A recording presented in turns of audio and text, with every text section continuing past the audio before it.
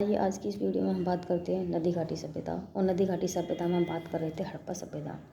हड़प्पा सभ्यता के बारे में हम दो छोटी छोटी वीडियो के माध्यम से भी बता चुकी हूँ कि इनमें किस तरीके से क्या क्या हुआ था। लेकिन आज हम बात करेंगे हड़प्पा सभ्यता के व्यापार के बारे में, इसकी लिखावट के बारे में, इसकी लिखाई कैसी थी और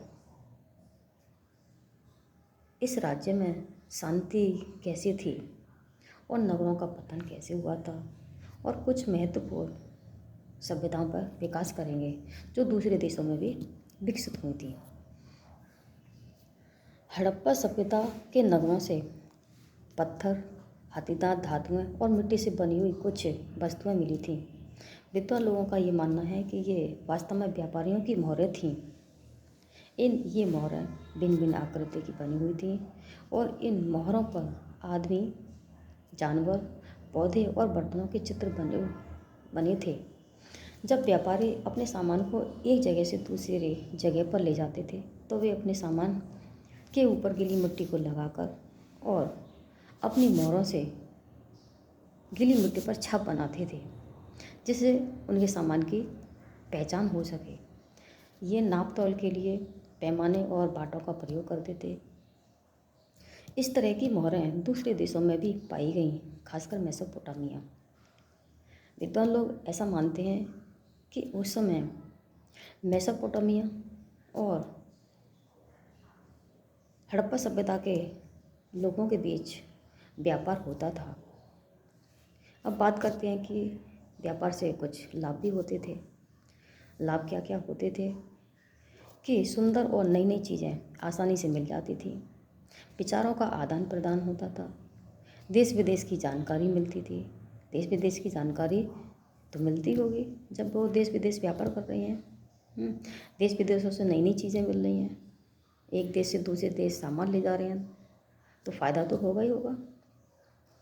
और ये व्यापार केवल उत्पादन से ही संभव था।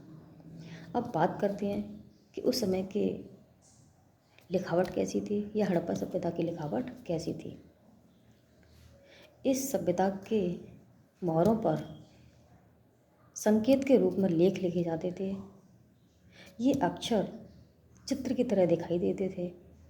विद्वान लोग इनको पढ़ नहीं पाते थे, इसीलिए हड़प्पा सभ्यता को आदि ऐतिहासिक काल के अंतर्गत रखा जाता है।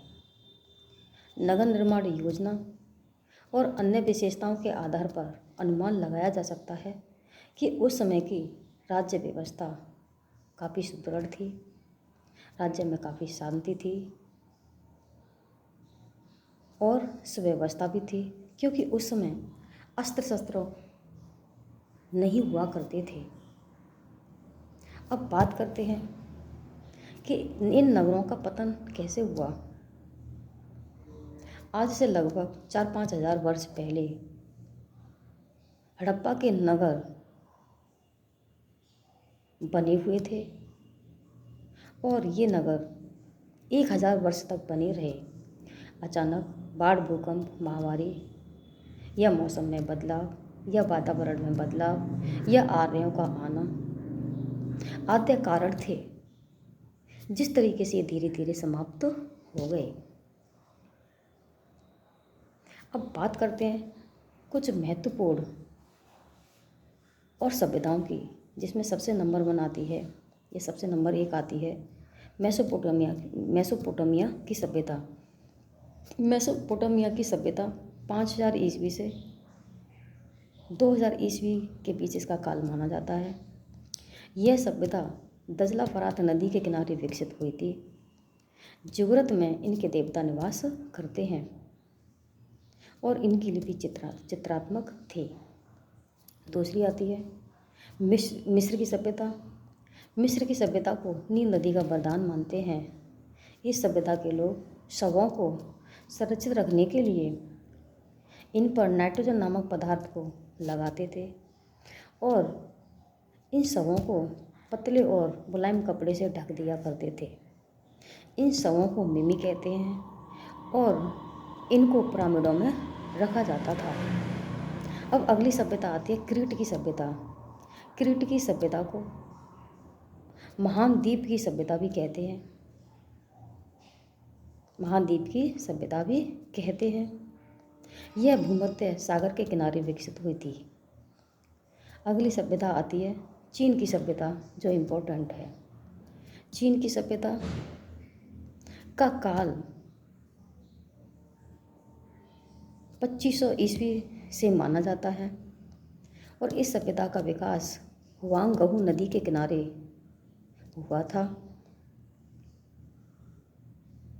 चीन के लोगों ने सॉटन के कपड़े और बांस पर लिखना शुरू किया था और सबसे पहले कागज़ का आविष्कार भी चीन में ही हुआ था।